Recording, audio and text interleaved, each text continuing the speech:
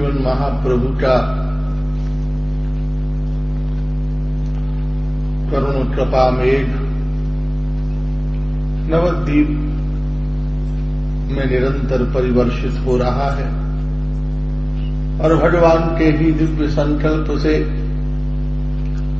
अपनी अपनी साधनाओं में अभिरत रहने वाले कोटि कोटि वैष्णव जन श्रीवासांगण में आकर अपूर्व नाम प्रकाश के अमृत का आस्वादन कर रहे हैं।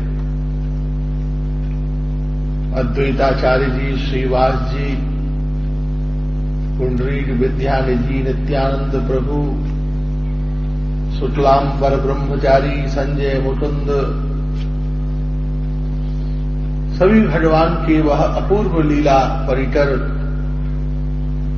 उस अपूर्व नाम संकीर्तन के आनंद में निमग्न हैं, विनमंजित हैं।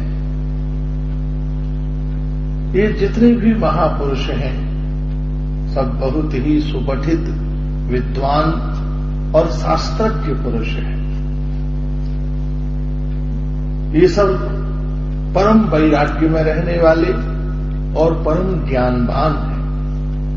अद्वैताचार्य जी का पांडित्य गंगादास पंडित स्वयं अध्यापक, नित्यानंद प्रभु का अगाध विद्या विलास, श्रीवास जी, संजय मुकुंद, शुक्लांबर, ये सब महाविद्वान पुरुष हैं, बहुत विद्वान और बहुत वैराग्य में रहने वाले, सदाचारी, संतोषी, और जिनके जीवन के चतुर्दिक एक आदर्श, उन जिन सबका चरित्र अनुकरणीय है और आदर्श है। ये सब संसार के वह सुदृढ़ स्तंभ हैं इस कलिकाल के, जो महाप्रभु के कृपा प्रसाद से भगवन नाम रस माधुर्य का प्रवाह कर रहे हैं। श्रीमन महाप्रभु के नाम संकीर्तन के ये स्तंभ हैं। इतने समय के उपरांत इन सब के आगमन और इन सब के ऊपर महाप्रभु की ऐसी दिव्य कृपा है कि आज नवद्वीप का जो वातावरण है वो सब नाम के प्रति आकृष्ट है। संपूर्ण नवद्वीप में इस बात की व्यापक चर्चा है कि निमाई श्रीमन महाप्रभु, गौरांग महाप्रभु साक्षात भगवान है और हरि नाम के प्रदाता है और उनके पास प्रेम धन की अपार संपदा है और वह जिसको चाहे वह प्रेम प्रदान कर सकते हैं। नवद्वीप के सभी जन इस बात से आकर्षित हैं और उसे पाने के लिए ललायित हैं। उन सब के मन में आबाल वृद्ध वनिता, आ चांडाल ब्राह्मण, आ पशु पक्षी और संसार के अन्य अन्य प्राणी सब श्रीमन महाप्रभु के उस भक्ति रस के प्रति आकृष्ट हैं। कोई बहुत बड़ा समायोजन नहीं है, आयोजन नहीं है। श्रीवास जी के आज ये कितने 10-12 लोग एकत्रित होते हैं और इन 10-12 लोगों के द्वारा संचित हुए जो भगवन नाम रस माधुर्य का अपार रस है उसने सारे नवद्वीप को अपनी ओर आकृष्ट कर लिया है। सबसे बड़ी बात है, देखिए, जब भी हम लोकोपकार की ओर प्रवृत्त होते हैं हमारे जीवन में आवश्यक है कि हम उस विषय में स्वयं आश्वस्त हों और उस विषय के प्रति हमारे मन में पूर्ण आस्था और विश्वास हो। प्रयोगात्मक प्रवृत्तियां व्यवसायिक बुद्धि है। हम किसी चीज का प्रयोग करें समाज में, सफल होगी असफल होगी, लेकिन जब आत्मकल्याण का प्रश्न संसार में उदित होता है तो प्रयोग और विफलता और सफलता का प्रश्न नहीं है, वहां प्रश्न है संसार के मंगल का। जैसे सूर्य प्रयोग नहीं करते थे, चलो निकलते हैं कितने लोग खिड़की खोलेंगे, देखते हैं, अगर 10% लोगों ने खिड़की खोली तो कल से उदित नहीं होंगे, कैंसिल करते हैं अपनी धूप प्रकाश। क्योंकि सूर्य निकलते ही हैं, उन्हें प्रकाश देना ही है, उनका स्वभाव है। गंगा जी इसलिए नहीं बहती कि लोग जल पिए तो हम बहें, बहना उसका स्वभाव है। धर्म का मतलब क्या है? धर्म का मतलब है स्वभाव, प्रकृति, आपका जो नैसर्गिक स्वभाव है। गंगा का पानी का स्वभाव है बहना, आग का स्वभाव है जलना, आकाश का स्वभाव है छत्र देना, पृथ्वी का स्वभाव है धारण करना। हत्यारा है उसको भी धारण करती है, महात्मा है उसको भी धारण करती है। पृथ्वी के अंदर के विभेद देखिए, कहीं रेगिस्तान, कहीं बर्फीले पहाड़, कहीं नमकीन खारा पानी, कहीं मीठी नदियां, कहीं की भूमि इतनी उपजाऊ कि ऊपर से फूल टूट कर जो गिर जाते हैं, उन सूखे फूलों से ही पेड़ बन जाते हैं। कहीं किसान 4-4 महीने हल चला रहा है, जोत रहा है, फिर भी निश्चय नहीं खेती होगी कि नहीं होगी। ये पृथ्वी का स्वरूप है। तो पृथ्वी का स्वरूप है वही हमारी जिंदगी है। कभी जिंदगी में हरियाली, कभी सूखापन, कभी बहुत पुरुषार्थ से कोई चीज नहीं मिलती, कभी घर बैठे बैठे संपदाएं मिल जाती है, कभी हमारा जीवन अत्यंत आनंद से युक्त होता है, कभी सब कुछ होते हुए भी हम उदास, खिन्न, अपूर्ण अनुभव करते हैं। इसलिए कृपा करना संतों का, भगवान का स्वभाव है। ये कोई बहुत बड़ा प्रयोग नहीं हो रहा। यह धरती के जीव के ऊपर भगवान की अहेतु की कृपा का वर्षण हो रहा है, और उसका एक बिंदु आज नवद्वीप वासियों को प्राप्त हुआ, उपलब्ध हुआ।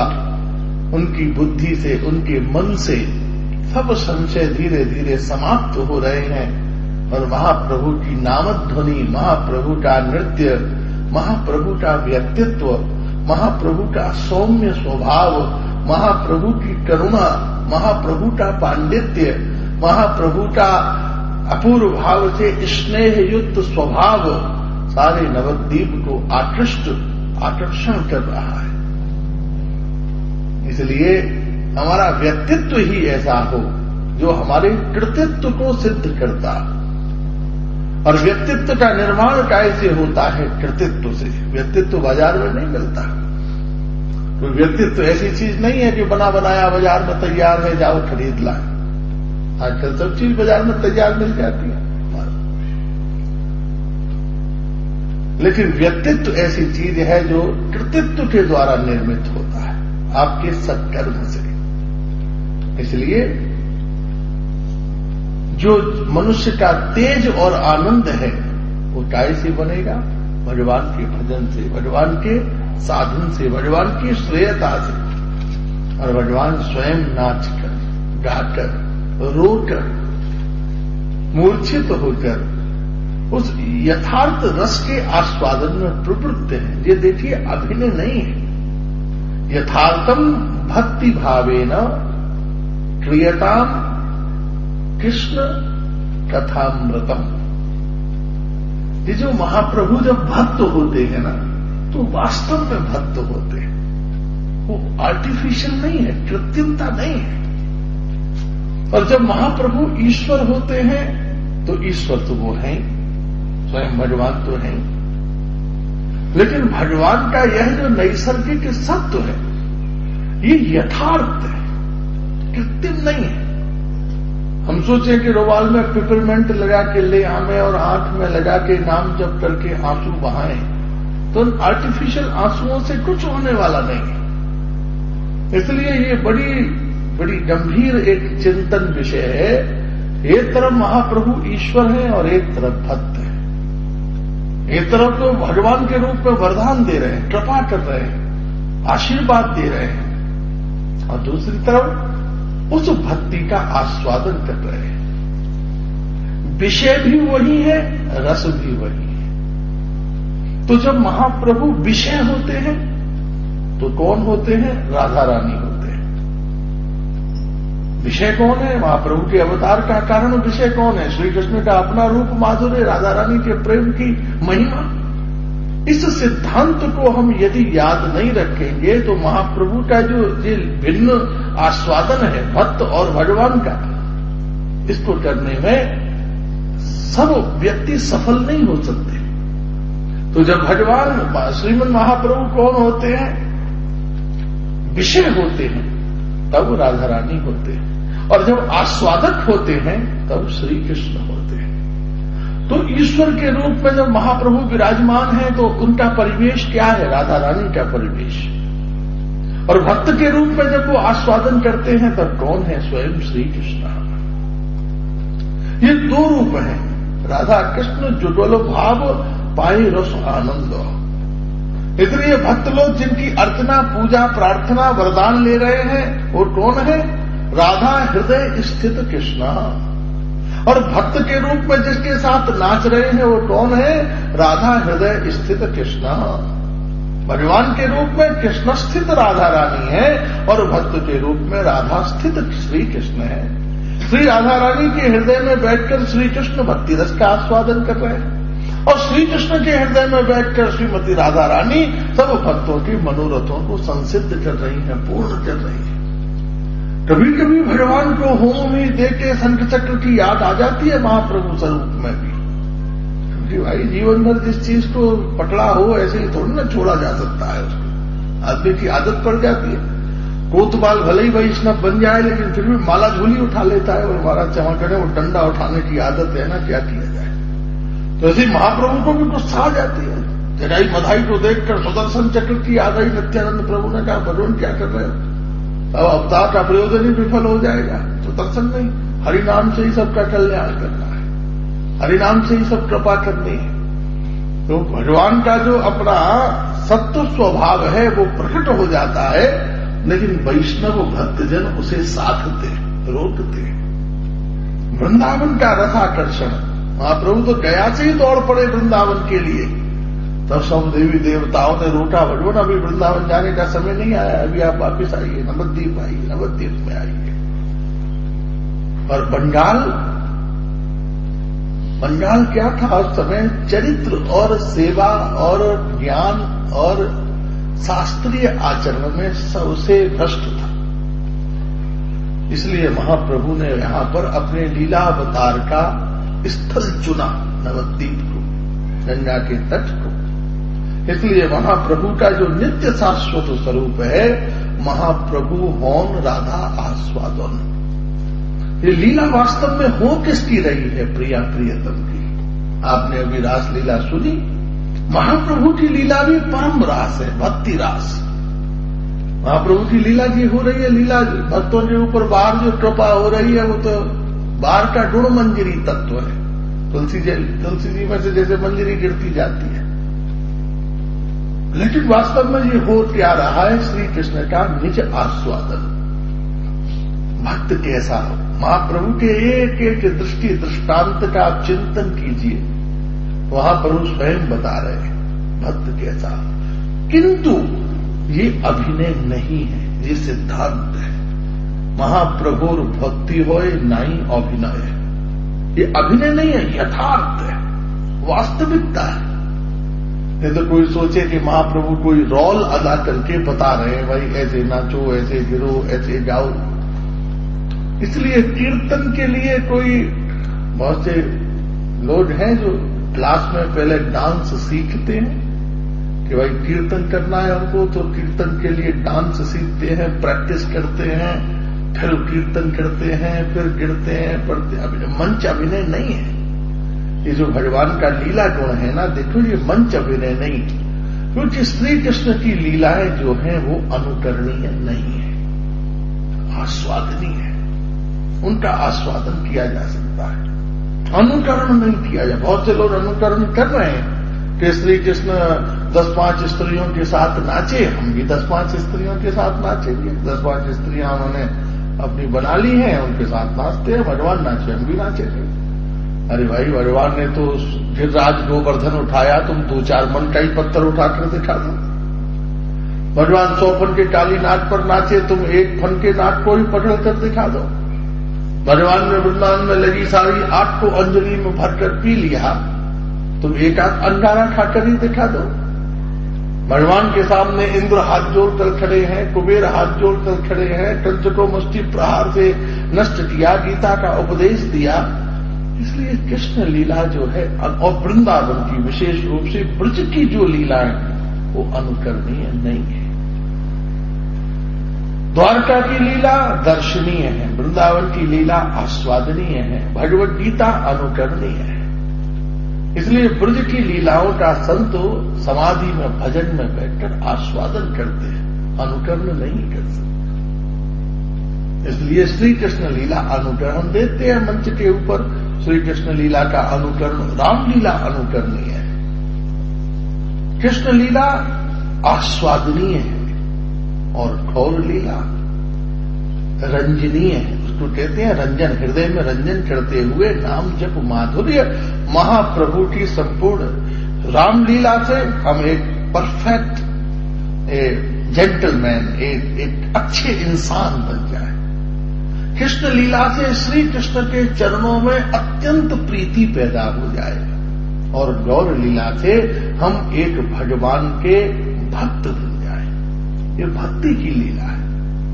भगवान के प्रति हमारी अनन्य निष्ठा, भगवान के नाम के प्रति हमारा अनन्य विश्वास, ये महाप्रभु का सत्य स्वरूप है। सर्वाई भावे कोरे नीलाचल निवास। इसलिए महाप्रभु नीलाचल में निवास करते हैं, काय से? स्वाभाविक भाव रस आस्वादन के लिए। तो महाप्रभु के ये जो दो लीला पर तत्व हैं, इनको हम समझें। वास्तव में जैसे आप दफ्तर में जाके अपना काम करते हो, व्यापार करते हो और घर में आके गृहस्थ धर्म का पालन करते हो, आप ही हो, किंतु ऑफिस में जाके आपकी प्रक्रियाएं भिन्न होती हैं। वो अभिनय नहीं है, यथार्थ है। उसी से घर चलता है, धन आएगा, व्यापार होगा, समाज में जो संपर्क है वो पुष्ट होगा। लेकिन जब घर आते हो तो घर के लिए व्यापार का पोषण है। अगर घर की आवश्यकता नहीं हो तो आपको ऑफिस जाने की जरूरत क्या है? आप ऑफिस इसलिए जाते हो कि घर का पोषण हो, और घर इसलिए आते हो कि ऑफिस की परिश्रांति से आपको विश्राम मिल जाए। मैं जिस लिए गया था उस कार्य का निरीक्षण करने के लिए पधारे। तो दो भिन्न भिन्न प्रक्रिया होने पर भी यथार्थ है, उसमें कृत्रिमता नहीं है, व्यारोप बुद्धि नहीं है कि आप ऑफिस में जाके अभिनय नहीं कर रहे और घर में जाके भी अभिनय नहीं कर रहे हो। दो भिन्न स्वरूप हैं, दो भिन्न स्वरूप की स्थिति है। घर में कोई ऑफिस का व्यक्ति आ जाए, फोन करे तो आपको बुरा लगता है, और ऑफिस में दिन भर पत्नी फोन मिलाती रहे, अरे भाई क्या करती है, धन कमाने देगी नहीं कमाने देगी। दोनों भिन्न स्वरूप हैं। उसी प्रकार श्रीमद महाप्रभु का जो ईश्वर भाव है वो उनका नैसर्गिक प्रकृति है, स्वभाव है, क्योंकि वो स्वयं ईश्वर है, भगवान है। और जब वो भक्त रस आस्वादन करते हैं तो वो भी कृत्रिमता नहीं है, आर्टिफिशियलिटी नहीं है, वो उनका आस्वादन है, उनके रस की रंजना है। इसलिए आप ये नहीं समझ सकते, ये व्यारोप नहीं हो सकता कि महाप्रभु जब ईश्वर होकर वरदान देते हैं तो वो यथार्थ सत्य में है, और जो भक्त बनकर वो नाचते हैं तो वो कृत्रिम व्यारोप है। वो कृत्रिम व्यारोप नहीं है, वो महाप्रभु का यथार्थ आस्वादन है, रसास्वादन है। जब वो ईश्वर होते हैं तो भक्तों के लिए पूजनीय है, और जब भक्त होते हैं तब भक्तों के लिए अनुकरणीय है। ईश्वर होकर महाप्रभु अनुकरण, ईश्वर का अनुकरण कौन कर सकता है? सूर्य का अनुकरण नहीं किया जा सकता। सूर्य के प्रकाश का आस्वादन करके अपने मार्ग, अपने रास्तों को खोजा जा सकता है। इसलिए महाप्रभु स्वरूप है भक्तेर भगवान। महाप्रभु के दो रूप हैं, भक्त का और भगवान का। भगवान के रूप में भगवान महाप्रभु क्या कर रहे हैं? इस कली काल के जीव के ऊपर श्री राधा रानी की मंगल कृपा से एक बहुत ही सरल, सरस, मधुर, अनुकरणीय मार्ग बता रहे हैं, जिससे उनको पाया जा सके। जैसे कि तो क्लू दे देते हैं ना, भाई एक सवाल है, मुझे बहुत कठिन सवाल है, कोई क्लू दो तो कुछ संकेत, कोई ऐसा चिन्ह जिससे हम भाई इसको हल कर सकें। चलो क्लू दे देते हैं, आप चलो बता देते हैं। ऐसे ही भगवान ने कहा कि मुझे पाना बड़ा दुस्तेज है, लेकिन मैं तुम्हें एक सरल उपाय बताए देता हूं जिससे तुम मुझे पा सको। तो अपने आप को दिलाने के लिए, प्रदान करने के लिए भगवान ने धरती पर अपना नाम और भक्ति की धारा का प्रकाश किया। इसलिए महाप्रभु स्वरूप होए भक्तेर भगवान। क्योंकि जितने भी लोग हैं, नास्तिक लोग हैं और दूसरे लोग हैं, वो विचार करते हैं इसलिए शब्द के रस को पकड़ना। हमारे ब्रज में कहते हैं काशी विद्वानों का केंद्र है। काशी ने क्या पकड़ा? तो काशी में प्रकाशानंद सरस्वती थे, नवद्वीप में भक्ति रस था और वृंदावन में रस माधुर्य था। तो 3 लीला महाप्रभु की 3 लीलाओं का मुख्य तत्व था काशी, प्रयागराज, नवद्वीप, वृंदावन। तो काशी में क्या पकड़ा? काशी ने शब्द के अर्थ को पकड़ा। नवद्वीप ने क्या पकड़ा? शब्द के भाव को पकड़ा। और वृंदावन में क्या पकड़ा? बोले शब्द के रस को पकड़ा। 3 जने बैठे थे, साइंटिस्ट बैठे थे, वैद्य बैठे थे और रसिक बैठे थे। एक रसगुल्ला तीनों को दे दिया। साइंटिस्ट से पूछा रसगुल्ला क्या है? कुछ नहीं, दूध है, चीनी है, इलायची है, चाशनी है और क्या है ये लीजिए। 4 चीज अलग अलग कर दी, रिपोर्ट बना के दे दी। वैद्य से पूछा क्या है? बोले भैया शुगर वालों के लिए खतरनाक है, एसिडिटी वालों के लिए बहुत अच्छा है, खाने से फायदा हो जाएगा और इसमें कैलोरीज है, विटामिन है, तत्व है, पाचन क्रिया को पुष्ट करना है। और भक्त से बच्चे से पूछा क्या है? बोले बहुत मीठा है, 2-4 और हो तो दे दो भैया, आनंद ले लिया जाए इसका। तो एक ने क्या किया? उस रसगुल्ले के गुण तत्व को देखा, उसके अंदर विभाज्य तत्व को देखा। दूसरे ने क्या देखा? उसके अंदर की पौष्टिकता को देखा। और तीसरे ने क्या देखा? उसके माधुर्य को देखा। तो काशी ने शब्द, क्योंकि विद्वान का सत्व था, इसलिए काशी ने महाप्रभु के लीला चरित्र के शब्द के अर्थ को देखा। शब्द का अर्थ क्या? व्युत्पत्ति, समास, व्याकरण आदि से उसको पता किया। नवद्वीप ने उसके भाव को देखा और वृंदावन ने उसके रस को देखा। जब ये चैतन्य चरितामृत की कथा बनारस में होती है, बड़े बड़े विद्वान, चोटी वाले विद्वान बैठते हैं। वहां सिद्धांत पक्ष है, एक शब्द भी इधर उधर हो जाए तो शास्त्रार्थ के लिए ललकार में। तो वहां शब्द व्युत्पत्ति समास है, शब्द अर्थ है। नवद्वीप में जब है तो भावनात्मक, भावना की प्रधानता है, भाव है, शब्द का जो भाव है उसकी प्रधानता है, उसकी मौलिकता, नियम आदि तत्व जो है। और वृंदावन में रस की प्रधानता है। तो काशी ने अर्थ पकड़ा, नवद्वीप ने भाव और वृंदावन ने रस। लेकिन हम सबके पास सौभाग्य है कि हम तीनों का प्रसाद पकड़ सकते हैं, शब्द का तात्पर्य भी, शब्द का भाव भी और शब्द का रस भी। इसलिए महाप्रभु का तत्व क्या है कि स्वयं ईश्वर है, भाव क्या है कि राधा रानी का निज आस्वादन करने के लिए प्रकट हुए हैं, और रस क्या है कि हमारे और आपके ऊपर कृपा करने के लिए ही पधारे हैं। नहीं तो जिनके चरण लक्ष्मी सेवित हैं, से सैया पर वो सोते हैं, वो नंगे लंगोटी पहनकर नवद्वीप की सड़कों पर दौड़ रहे हैं।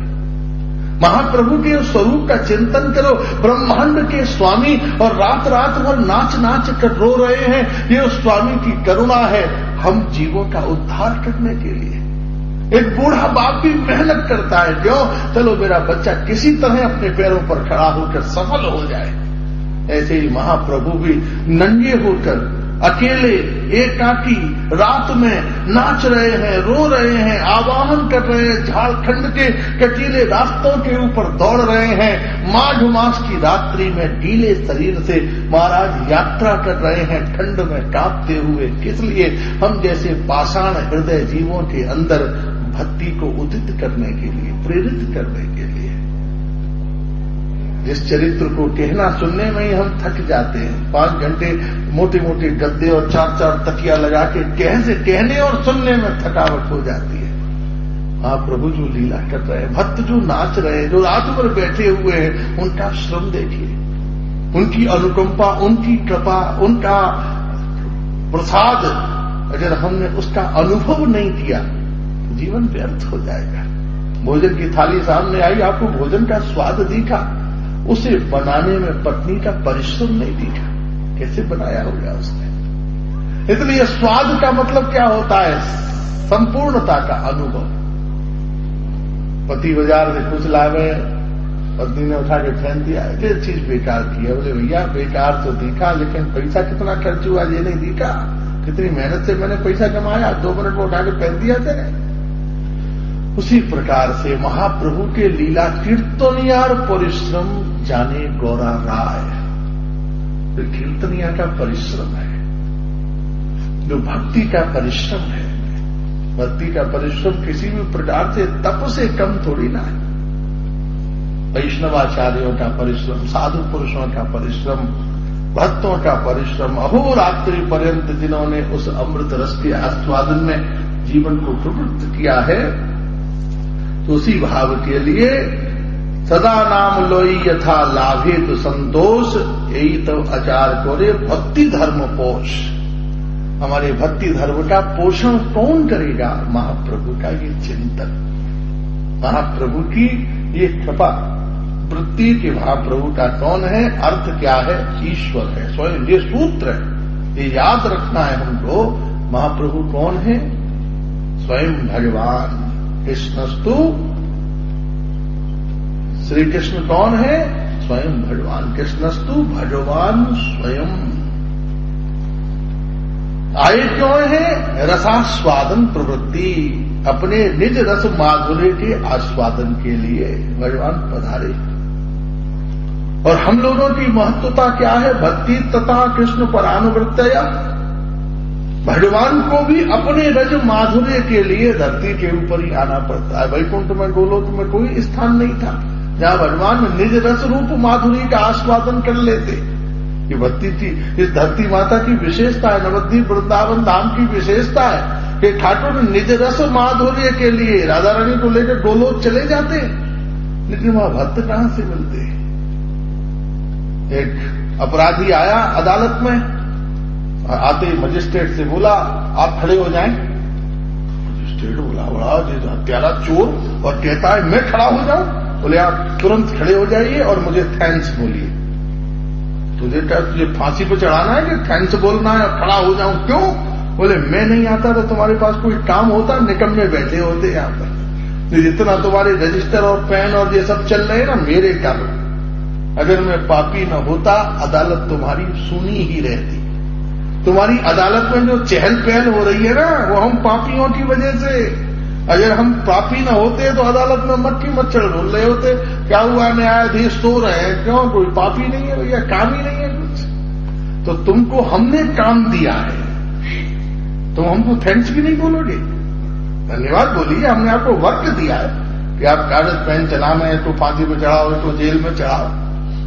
ऐसे ही श्रीमन महाप्रभु जो रस माधुर्य का प्रचार कर रहे हैं, उसका महत्व कब पता चलता है? कलिकाल के वातावरण में, जहां सदी सद हो, भूखी नहीं हो तो भोजन का स्वाद क्या है, प्यासी नहीं हो तो जल का स्वाद क्या है। उसी प्रकार से भगवान का यह जो निज सत्व धम है, ज्ञान योग तप कर्म आदि निवारण, इन सबकी निवृत्ति के लिए भगवान का दिव्य आनंद की परम भाव स्थिति में हमारे भक्त की, हमारे ऊपर कृपा करने के लिए भगवान अपने चरणामृत में स्नान कर रहे हैं।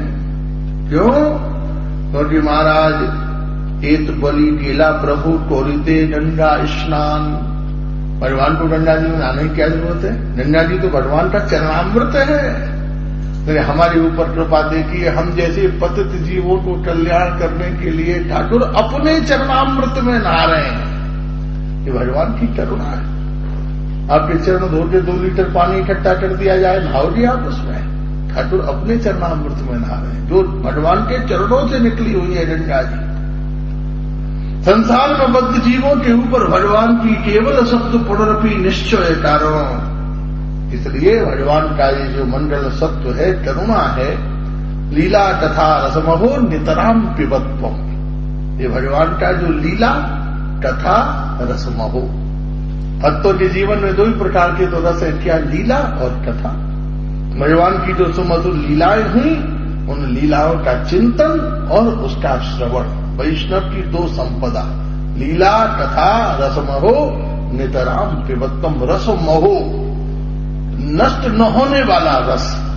ये रस कभी नष्ट नहीं होता, समाप्त नहीं होता। लीला कथा रसमहो नितराम पिबत्वम। महाप्रभु का ऐसा दिव्य सत्व सात्विक स्वरूप दिव्य भाव से संपूर्ण नवद्वीप में प्रकाशित हो रहा है, ज्योतिर्मय हो रहा है। आज भगवान ने अपूर्व भाव से महाराज नित्य संकीर्तन। आज अद्वैताचार्य जी के यहाँ भगवान का क्या हुआ? सप्त प्रहरिया रास, 7 प्रहर का रास हुआ महाप्रभु का।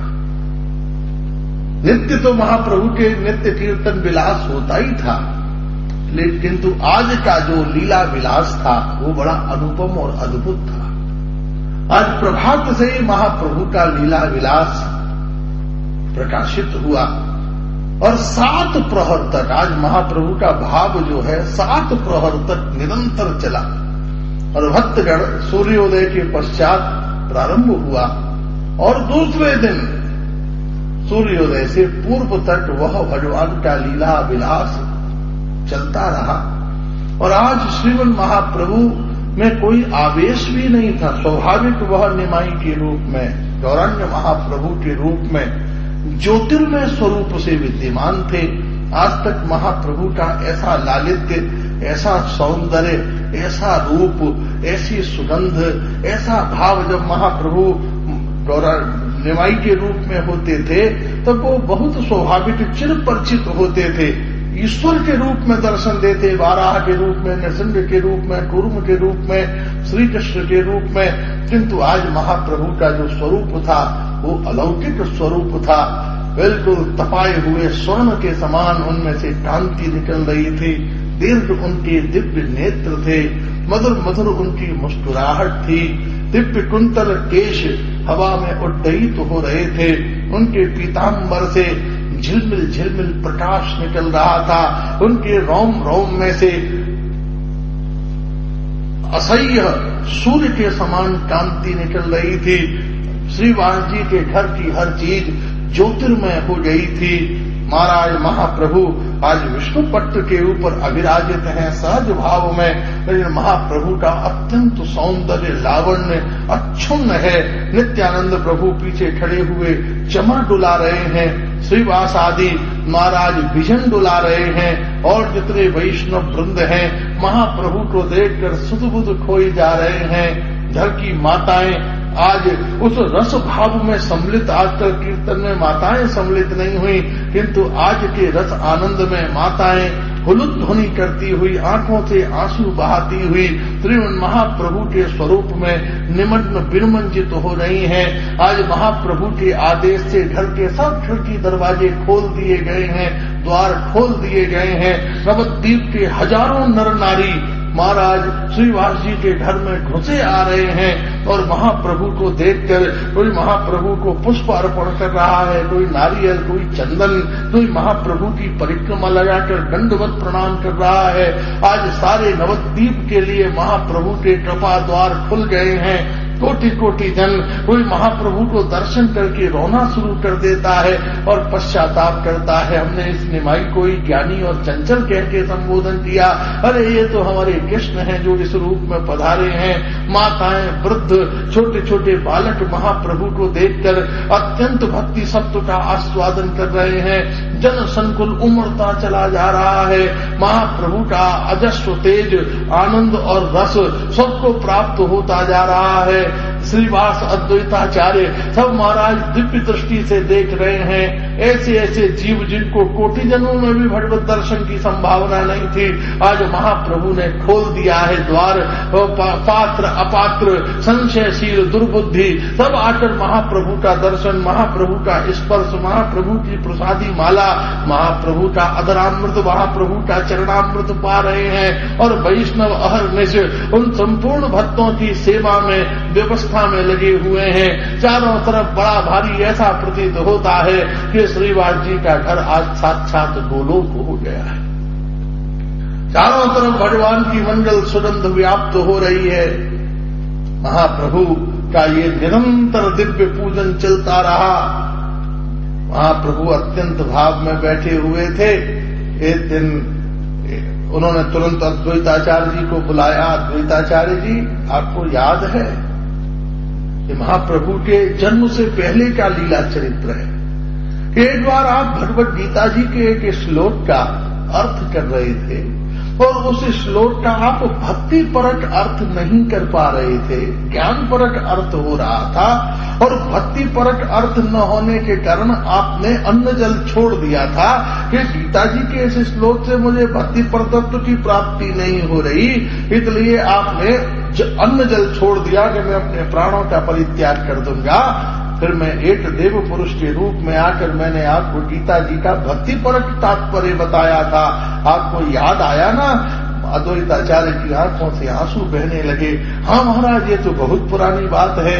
बोले अद्वैताचार्य जी, वो मैं ही आया था। गंगादास पंडित शास्त्रों का विवेचन करते थे। यवनों ने कहा ये गंगादास पंडित है जो शास्त्रों का विवेचन करके भारतीय बच्चों को भारतीय संस्कृति और शास्त्रों की शिक्षा देता है, इसको सूली पर चढ़ा दो। गंगादास पंडित अपने परिवार के साथ गंगा नदी में अर्धरात्रि में जा पहुंचे कि मैं गंगा पार करके कहीं जाके छुप जाऊं। गंगा जी में बाढ़ आई हुई थी और उस समय गंगा पार करने का कोई साधन पास में नहीं था, नाव नहीं थी, नावट बोट नहीं था। गंगादास पंडित गंगा तट पर रोते हुए भगवान को याद करते थे, भगवान मेरे परिवार की रक्षा करो, मैं कैसे प्राण बचाऊं। उसी समय एक नील वर्ण का युवक नाव लेकर आया और गंगादास पंडित जी से कहा भाई पल्ली पार जाना है क्या, और गंगादास पंडित को नाव में बैठाकर पल्ली पार पहुंचाया। गंगादास पंडित जी आपको याद है वो सांवला था युवक जो आपको परिवार को गंगा पार करा गया था? हाँ भगवान मुझे याद है। बोले गंगादास पंडित जी वो मैं ही था जो स्वयं आकर मैंने आपकी रक्षा करके आपको गंगा से पार उतारा था। अद्वैताचार्य जी एक बार जिनकी इतना स्वास्थ्य बिगड़ा के मृत्यु की संभावना थी तो स्वयं महाप्रभु ने आकर अद्वैत प्रभु की रक्षा की थी, श्रीवास जी की रक्षा की थी। महाप्रभु पूर्व लीला चरित्रों का गान सुनाते जाते थे और सब भक्तों के हृदय में ये निष्ठा, ये विश्वास जमती जाती थी कि हमारे ऊपर ही महाप्रभु की अत्यंत महती कृपा है। महाराज अत्यंत महाप्रभु की अजस्व करुणा प्रवाहित हो रही है। महाप्रभु ने कहा आप सब लोग भय त्याग दो, मैं तुम्हारे साथ हूं। हमें धरती में हरि नाम का प्रचार प्रसार करना है, घर घर जन जन तक कृष्ण नाम पहुंचे, कृष्ण रस माधुर्य पहुंचे, इसी के लिए यह जीव यहाँ पर समुद्र समूह उपस्थित हुआ है। सब लोग आंखों से आंसू बहाते कीर्तन करते हुए उन्मत्त थे। उसी समय महाप्रभु चिल्ला उठे, अरे मेरा भक्त श्रीधर कहाँ है, मेरा भक्त श्रीधर कहाँ है, श्रीधर को बुलाओ, श्रीधर को बुलाओ। कुछ वैष्णव दौड़े श्रीधर के घर। कंडला भिखारी श्रीधर तोड़ बेचता था।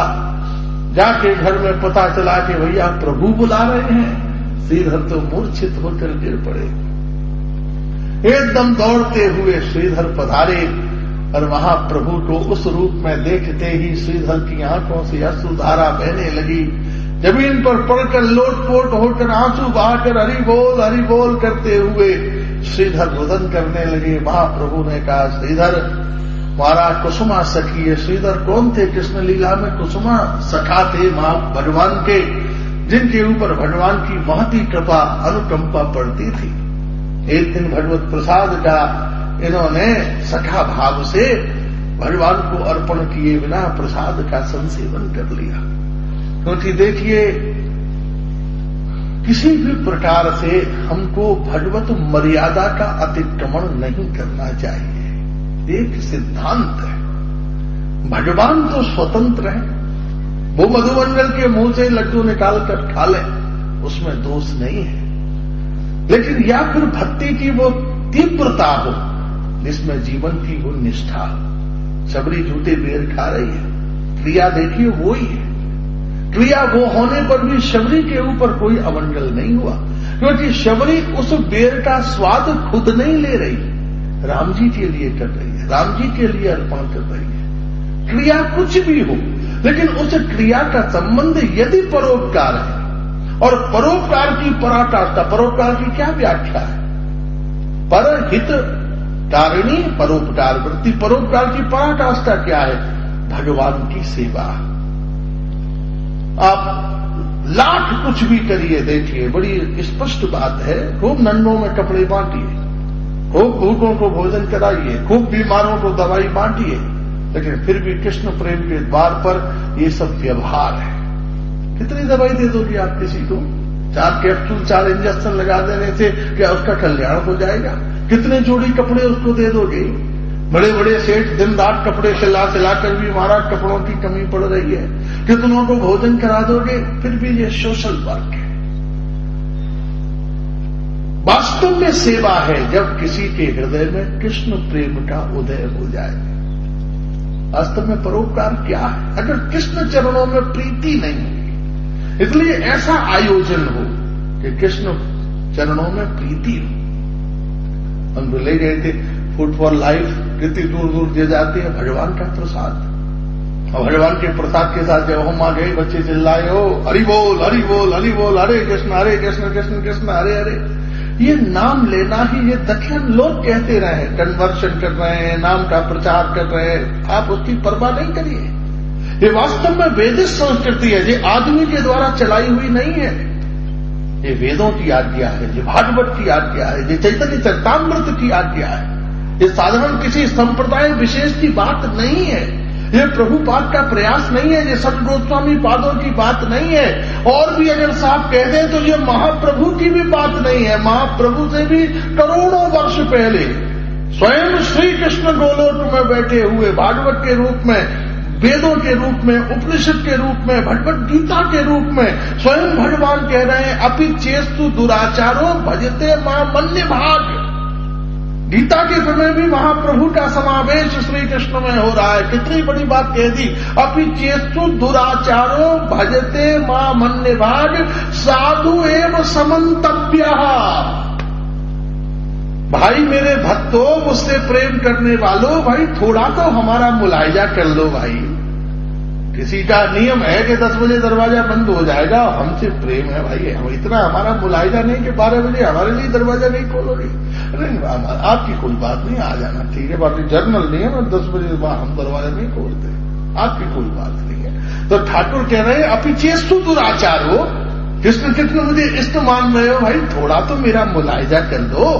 हाँ बताइए भगवान क्या मुलायजा कर रहे हैं? बोले देखो, दुराचारी हो, व्यभिचारी हो, अनाचारी हो, लेकिन अनन्य भाव से अगर मेरा नाम लेता हो तो मेरी सिफारिश है, एक स्पेशल रिक्वेस्ट है आपसे कि आप उसे भक्त मान लो, उसके प्रति मत संशय करो।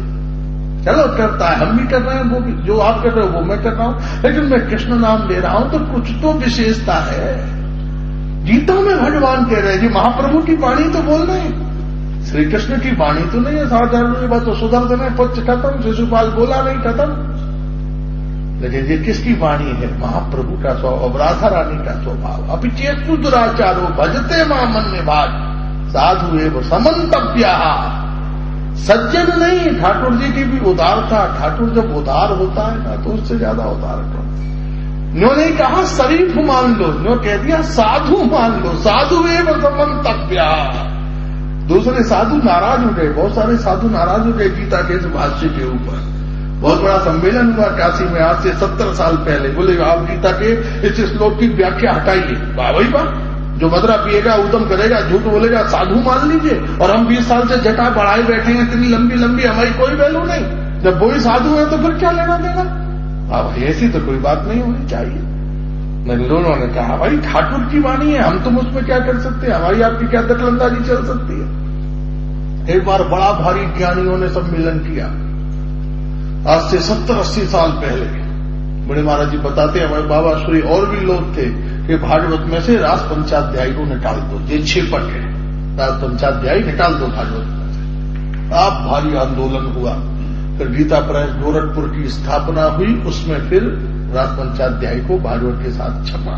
नहीं तो कई प्रतियां थी जिसमें रास पंचाध्यायी था ही नहीं, निकाल दिया रास पंचाध्यायी भागवत में से। तो जितना भी भक्ति परतत्व था ग्रंथों में, उनको बीन बीन के निकाल दिया गया, ताकि सनातन धर्म इतना जटिल हो जाए कि साधारण आदमी उसको फॉलो ही न करे। यज्ञ तप योग आदि जो विधियां थी उनको तो छोड़ते जा रहे थे, और चुन चुन के जहां भक्ति, जहां भजन, जहां कीर्तन, जहां भगवान का प्रेम, जहां मानवीय उपदेश, बड़ा भारी षड्यंत्र हुआ। साहित्य अपराध, इसको बोलते हैं साहित्य अपराध। किताब में एक लाइन ऐसी लिख देना कि विवाद का कारण बन जाए, पहले समय में ये साहित्य अपराध और साहित्य चोरी। अब आपसे क्या कहें, यहां पर ये तो बड़ा विस्तृत अलग से विषय है। कितने दूसरे धर्मों के ग्रंथ हैं जो संस्कृत में हैं, विशेष रूप से जैन हैं, बौद्ध हैं, आप उनमें देखिए कितने श्लोक हैं यों के यों श्रीमद् भागवत के, यों के यों भगवत गीता के, यों के यों उपनिषदों के, यों के यों वेदों के। और पिछले दिनों तो इंटरनेशनल साहित्य के जो पुरस्कार मिले हैं उनके मूल सिद्धांत जो हैं वो भागवत के हैं। मूल सिद्धांत, एक नोबेल पुरस्कार मिला, उसके ऊपर क्रिटिसिज्म हुआ बहुत भारी। वो मूल कथा जो है वो महाभारत की मूल कथा है। उसके कथा नक को और क्षेत्र काल अवस्था को थोड़ा सा बदल के और महाराज उस पर नोबेल पुरस्कार ब्रिंग कर लिया गया। और कितने अंग्रेजी साहित्य में है, तो इस समय उसका वर्णन करना संभव नहीं है। कितना अंग्रेजी साहित्य है जिसमें कितने पोइट हुए जिन्होंने यों की यों भारतीय जो कविताएं थी, उपनिषद के मंत्र थे, अंग्रेजी में ट्रांसलेशन कर दिए हैं केवल, और किताब की किताबें छप गई। इसलिए इसको बोलते हैं साहित्यिक अपराध। ये साहित्य का अपराध है। इस साहित्यिक अपराध से संतों ने हमारी रक्षा की, बहुत कुछ संतों ने। और उसमें महामना मालवीय जी, उन्होंने हिंदू विश्वविद्यालय की स्थापना की। ये तो हमारे देश में हिंदू विश्वविद्यालय ही नहीं था कोई भी। महामना मालवीय जी, नील मेघाचार्य जी, ये सब बड़े भारी धुरंधर महापुरुष थे। घर घर जाते थे झोली लेकर, ईंट पत्थर मारते थे, लोग गालियां देते थे, विरोध करते थे। हमारे देश के सबल लोग क्या कर रहे थे, बड़ी मुश्किल से भूखे रहकर, प्यासे रहकर, पिट कर, सिर फुड़वाकर हमारे देश में हिंदू विश्वविद्यालय, जो एकमात्र हिंदू विश्वविद्यालय हमारे इस भारतवर्ष में, उसकी स्थापना की महामना मालवीय जी ने, नील मेघाचार्य जी ने। तो इस बड़े बड़े त्यागी महापुरुष पैदा हुए। उस इतिहास को यदि हम देखें, शहीदों के चरित्र को, जैसे देश स्वतंत्र हुआ तो हमारी सीमाओं को स्वतंत्र करने वाला एक दल और हमारे साहित्य की रक्षा करने वाला एक दल, वो बुद्धिजीवी वर्ग जिसने हमारे साहित्य की, हमारे धर्म की रक्षा की, हमारी चेतना की रक्षा की, स्वामी करपात्री जी महाराज, प्रभुदत्त ब्रह्मचारी जी महाराज, अखंडानंद जी महाराज। और इसी संतों के उस परिवेश में भक्ति वेदांत स्वामी प्रभुपाद जी महाराज, उनके ऋण से तो महाराज सनातन धर्म कभी उऋण नहीं हो सकता। कितनी बड़ी सेवा। स्वामी विवेकानंद जी ने एक बार उस ध्वज को संभाला और उसके एक अंतराल के बाद भक्ति वेदांत स्वामी प्रभुपाद ने, और उसको फिर संभाल रहे हैं हजारों वैष्णव प्रेमी भक्तजन, शिष्यगण और भगवान के महाप्रभु के कृपा पात्र जन। इसलिए ये भी एक लीला चरित्र है, इसको भी सुनना चाहिए, समझना चाहिए। अगर हम नहीं समझें तो हमारा उसके प्रति महत्व पता नहीं चलेगा कि कैसे कैसे हमारे ऋषियों ने, महापुरुषों ने प्रयत्न किए, तपस्याएं की, त्याग किए, अपने व्यक्तिगत लाभ, स्वार्थ और पारिवारिक विरोधों के। कितनी पत्नी और ऐसे ऐसे वैष्णव थे, 2-2 साल घर नहीं आते थे, पत्नी ने निकाल दिया, बच्चों ने निकाल दिया। अत्यंत प्रेम था उनका पत्नी बच्चों के प्रति, लेकिन फिर भी सारी बातों का विरोध उठाकर उन्होंने कृष्ण नाम, भगवान नाम, भारतीय संस्कृति और इन भारतीय साहित्य का प्रकाश प्रचार किया। इसलिए भैया इस सबको बढ़ाने के लिए ये सब ऐसे ही नहीं हो गया कि हम अपनी रूटीन लाइफ जीते हुए बस मंदिर गए, 2 फूल चढ़ाया, 2 माला कर ली, हो गया। उसके लिए बहुत त्याग, बहुत अनुकरणता, बहुत आचरण, बहुत श्रेयता हमारे जीवन में चाहिए। जिसकी उपादेयता हो, जिसकी पूर्णता हो, जिसका श्रेय हो, उसके जीवन की, और हर व्यक्ति में वह भाव होना चाहिए। हर व्यक्ति में, केवल एक व्यक्ति ही करता रहे उससे काम नहीं चलेगा। हर व्यक्ति में सतत प्रश्न हो, कृष्ण प्रेम होए सतत प्रयास।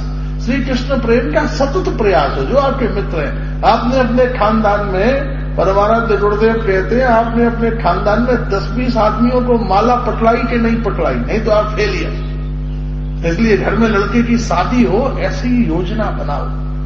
वृंदावन के संत तो कहते हैं षड्यंत्र करो, ऐसा सब रिश्तेदारों को बुलाओ और बुलाकर ऐसा षड्यंत्र करो कि सबके हाथ में माला झोली आ जाए।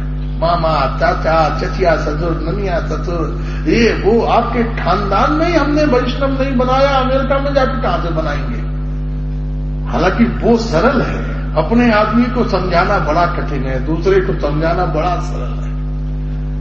संत अपने गांव में कभी पूजित नहीं हुए, अपने गांव में तो संतों पर पत्थर ही पड़े। परदेश में पूजा हुई है, संत की परदेश में पूजा हुई है। इसलिए जो वहां प्रभु का कृपा शब्द था, आज उन्होंने प्रभु दीनेर भाव करी स्वभाई उल्लास। आज महाप्रभु के स्वरूप से सभी उल्लसित हो रहे हैं, प्रसन्न हो रहे हैं। और महाप्रभु का यह जो अत्यंत आनंद सत्व है, जिसका हम आस्वादन करें, महाराज अपूर्व भाव से श्रीमद् महाप्रभु ने अपने अवतरण से भी पूर्व जिन वैष्णवों की रक्षा की, कृपा की, अप्रत्यक्ष रूप से भक्तों का जो पोषण किया, जो संयमन किया, ये महाप्रभु की ही कृपा है। हम अपने अपने जीवन में सोचें, कहाँ हमारा जीवन जा रहा था, आज हम भगवान के भजन में हैं, साधन में हैं, किसकी कृपा? महाप्रभु की कृपा है। अगर वो सहारा हमें नहीं मिलता जो हमारी जिंदगी का टर्निंग पॉइंट था, हम भी करोड़ों लोगों की तरह से खाते पीते पड़े होते किसी कोने में, और किसी नरक में हमारे जाने की योजना बन रही होती। आज हमारे ऊपर, प्रत्येक जीव के ऊपर महाप्रभु की कृपा है कि उसके जीवन में ऐसा द्वार खुला। कहां से द्वार खुला? एक वैष्णव पत्नी के रूप में वैष्णव मिल गया, और आज हमारे जीवन में भक्ति आ गई। पुत्र के रूप में मिल गया, आज हमारे जीवन में भक्ति आ गई। महाराज